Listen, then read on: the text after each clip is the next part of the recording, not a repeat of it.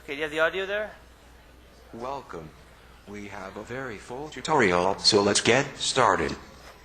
This tutorial is presented by two instructors.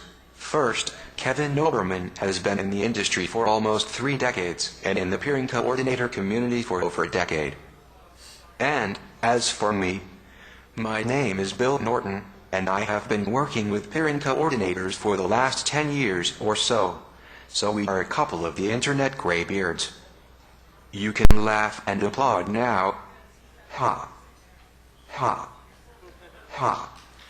Kevin and I have assembled some material intended to provide a high-level overview of the topic of internet peering, along with some on-the-ground experience that should prove illustrative of the peering coordinator job. This is Peering 101. Let's get started. But first, Bill tells me I have to introduce him with an amusing story.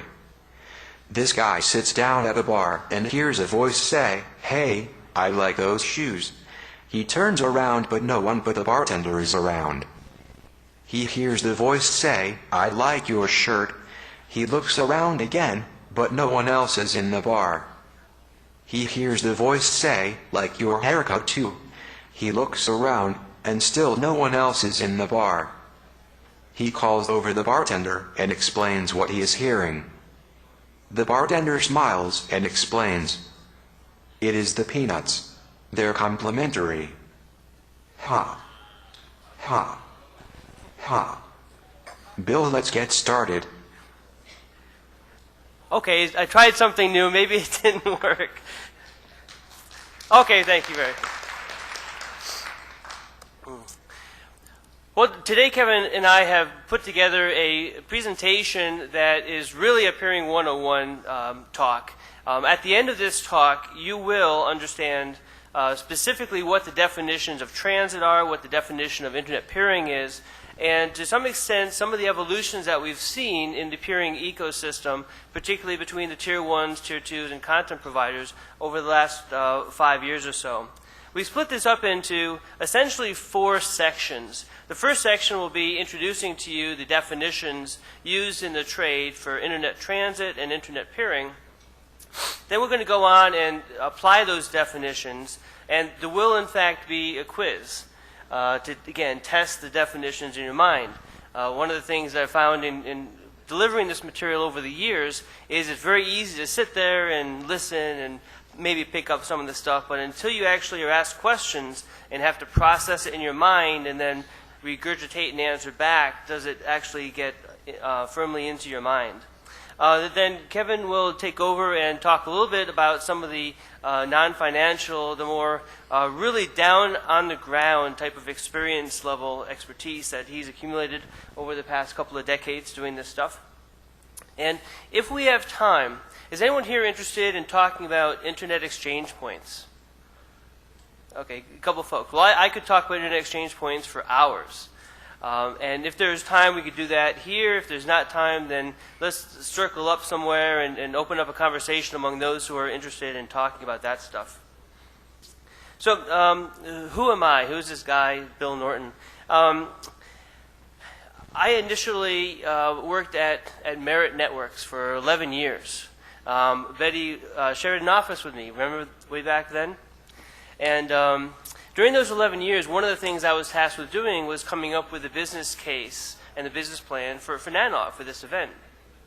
The question was, how do we get this thing funded through registration fees and all that kind of stuff? After 11 years at Merit, I finished up my MBA and went to help found Equinix. My official title was co-founder and chief technical liaison. And in that role, I worked with the peering coordinators to help facilitate their interaction. So a lot of the data that you're going to hear today comes from the 9 or so years of experience that I had working with the peering community at Equinix. Probably most people know me from the internet white papers that I've authored with the community that are really a public source of information about peering and internet operations and how that all works. Back in May of last year, I retired. I cashed out my stock, and just before the collapse of the economy, so it actually timed out about right. But first, I think, so you know where I'm coming from, let me say a few words about the Internet white papers that are freely available for you to download. One thing I noticed back in 1998 was that there were lots of documents describing protocols and specific hardware technologies and how those work, routing algorithms and convergence and that kind of stuff. But at that time, nobody had documented the peering process. How does it work? How do you find out who to peer with? How do you choose whether to peer at exchange points or use point-to-point circuits? And that kind of operations activities. So I took it upon myself to ask some of the smartest people in the world, like Ren Provo and Dan Golding and Patrick Avi Friedman and a variety of folks. And I documented what they said in the form of a white paper, and over lunches I would walk other folks through that white paper and see what they said. And Randy Whitney would say, that's kind of how it works, but you need to modify this. Or Vince Fuller would say, at Genuity, we don't actually look at that, we look at this. So through a series of stepwise refinements over a period of 100 walkthroughs, the white paper evolved until it pretty much represented the mindset of the community for a particular operations topic. So I did the same thing again and again and again with different operations issues that people thought in the Internet circle that we all travel in were critical issues to document, things that had never been documented before. So all these white papers are freely available. They're taught at universities around the world. You can search for my name, William B. Norton, and you'll find all these things popping up at university websites and such, and they're free. Download them, take a look at them. There's a lot of knowledge really culled from the field here in these white papers. So I encourage you to take a look at those.